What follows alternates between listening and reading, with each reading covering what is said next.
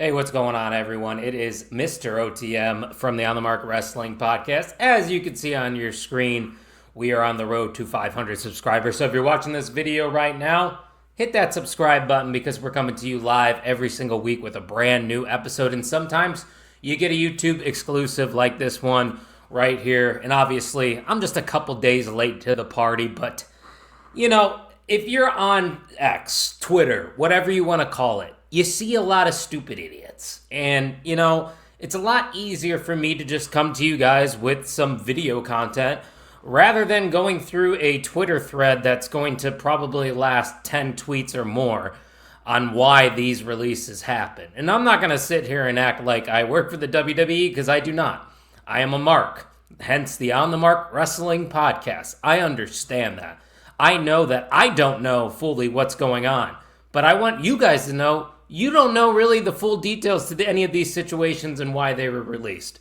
Sure, you can speculate. Sure, there are reports, but nobody truly knows unless you are one of the talent that were in the WWE and unfortunately got your release. But if you've been living under a rock, you obviously know by now that numerous people got released this year from the WWE. And this happens every single year after WrestleMania. Budget cuts, whatever you want to call it, whatever they want to call it, now that it is ran, of course, by TKO. I don't think any of these decisions have to do with Triple H or Shawn Michaels. I don't think these decisions are coming from them. Once again, that is full speculation. I don't know the validity to that, but I would assume that these cuts were just basically TKO cutting ties with certain people that they felt were expendable.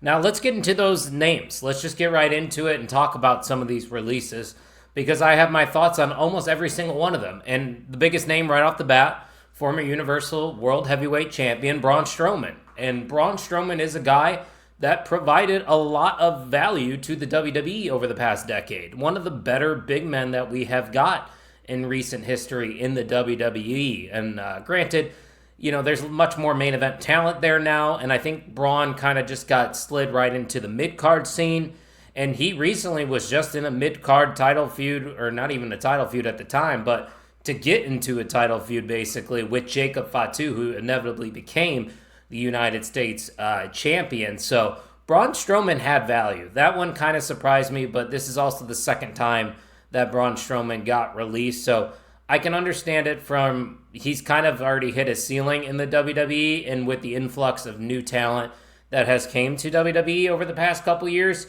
he kind of just slid down the card, and he's probably making main event money. Once again, total assumption, and they just didn't feel like that was warranted for where he was placed on the card. So, granted, I understand why some people might be frustrated, and a lot of people that are watching this video might be fans of these people that got released. I am personally a fan of a few of them, and trust me, we're going to get into it, and I'm frustrated, but at the end of the day, this is a business, guys. This happens in every single company, and it's not just WWE. It's not just fuck TKO. Sure, you can be pissed off at TKO, but there are other companies in other industries that release talent, cut ties. It's just what happens, and unfortunately, it's part of the business. But fortunately, we have so many options nowadays in pro wrestling to where you can be a self-made superstar in the independent scene and somehow make more money than you made in the WWE because you're an independent contractor at that point. Look at Matt Cardona.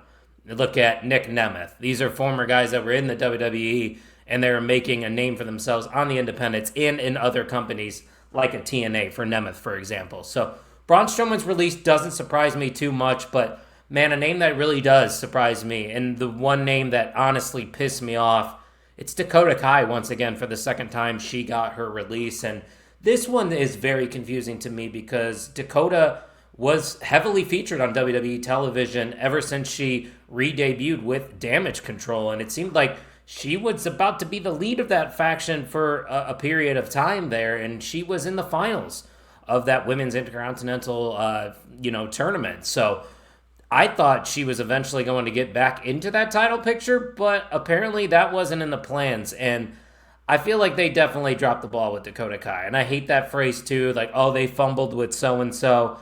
I mean, sometimes there's just so much talent that only certain people can get TV time. But Dakota Kai is someone that got TV time. She got some opportunities, but you also have to think about the injury prone of it all. Her getting hurt numerous times over the past couple of years, and there's going to be another name that I mentioned here in a little bit that might have been the reason why they got released. So I could see it if that's the case, but I still don't agree with it. I don't think Dakota Kai should have got released, but once again, so many other options. AEW, TNA, I think would be a great spot for Dakota Kai.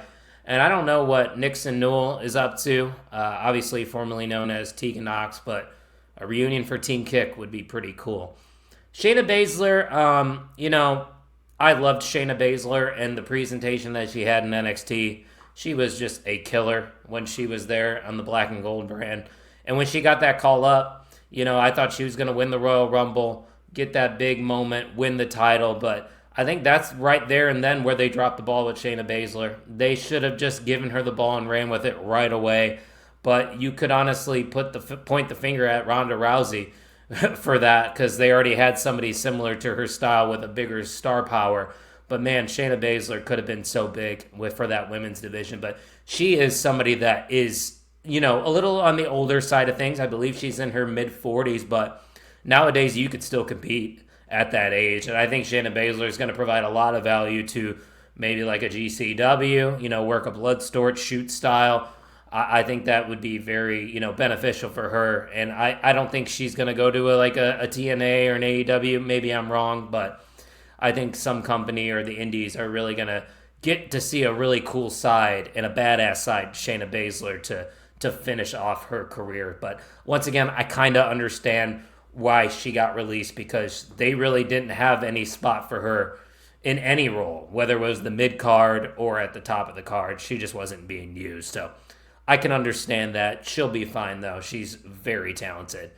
Kaden and Katana, K2, whatever you want to call them, they were a true tag team. And that's unfortunate, because there's a lot of true tag teams that just got the release. Look at Chemical X with Shotzi and Gigi Dolan, 2/3 of that faction that they just recently started showcasing on TV. And that's another reason why I don't think Shawn Michaels or Triple H have any say on this, because why would they be showcasing these talents if they had plans on releasing them just a couple weeks later?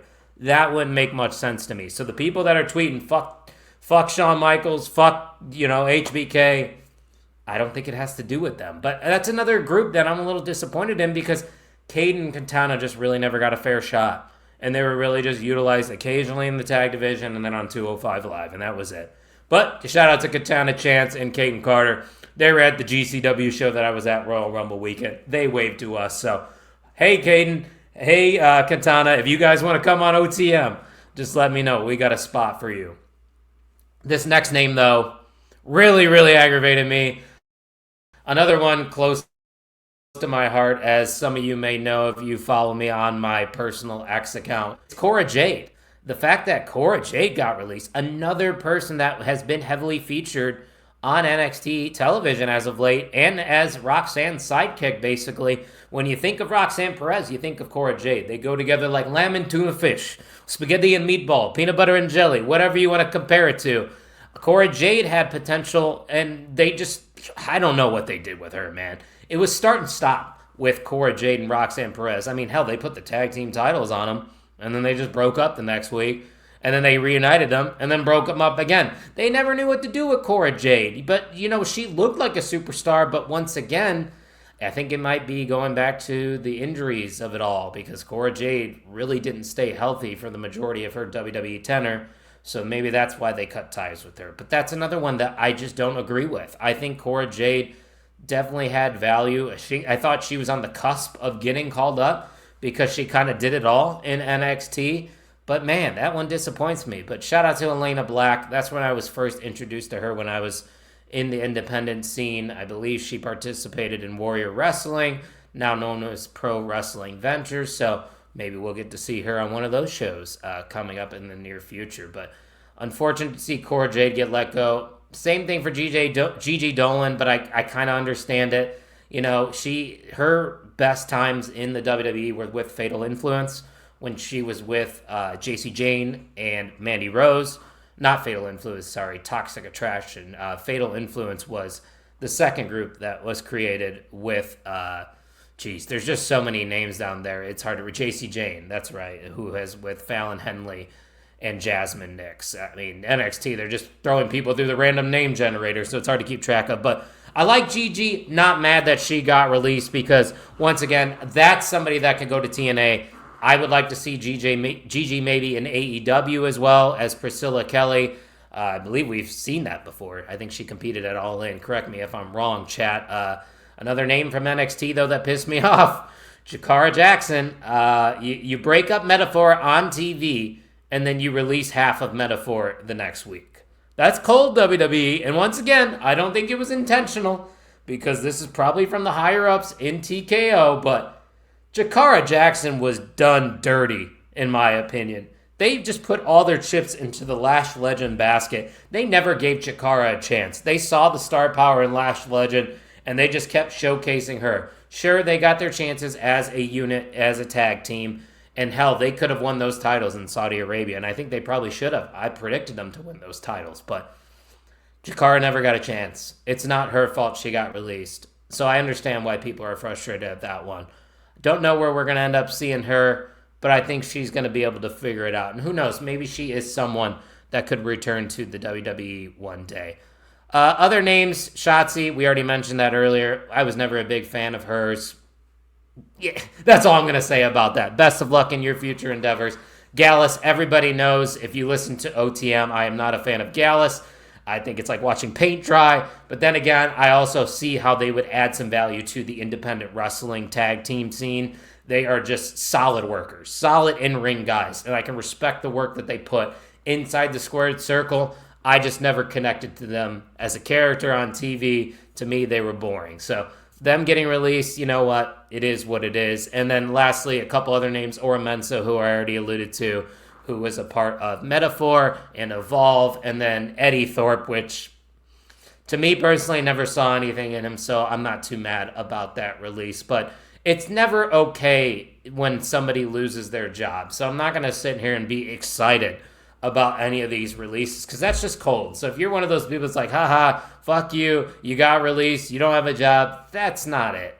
That's not the move. Let's encourage these professional wrestlers, because there are so many other outlets that they could slide right into and be valuable to their roster. They can go to TNA, like I said. They can go to AEW. They can go to the NWA. They can go to GCW. There are a lot of independent wrestling promotions. There are promotions overseas that a lot of these talents can go and just see what's out there. And that's why I'm excited for. So what I want to tell people is, it's not the end of the world. You don't have to point fingers because you don't know. And let's just see where these guys and girls end up. Because a lot of these women and a lot of these men are very talented, and they are going to be able to thrive in other companies. And hell, if they decide to pursue other things, so be it. Best of luck in your future endeavors. And you guys always, if any of those released talent are seeing this video by chance and you want to come stop by, clear the air, and talk about your tenure with the WWE and maybe what's on the horizon for you guys, our lines are open. So just slide in our DMs at Pod on the Mark, or you could see my personal handle right below at Too Sweet Kyle. So there it is. There's my thoughts on the releases from 2025. It's going to happen again, people. This is just a part of the business, unfortunately. So I will talk to you guys later this week when we are joined by Steve from Pro Wrestling Ventures. We're going to be breaking down the Rumble at Rheingeist card. Can't wait for that episode. That will be live this Thursday at 8 p.m. Central. So I'll see you guys then.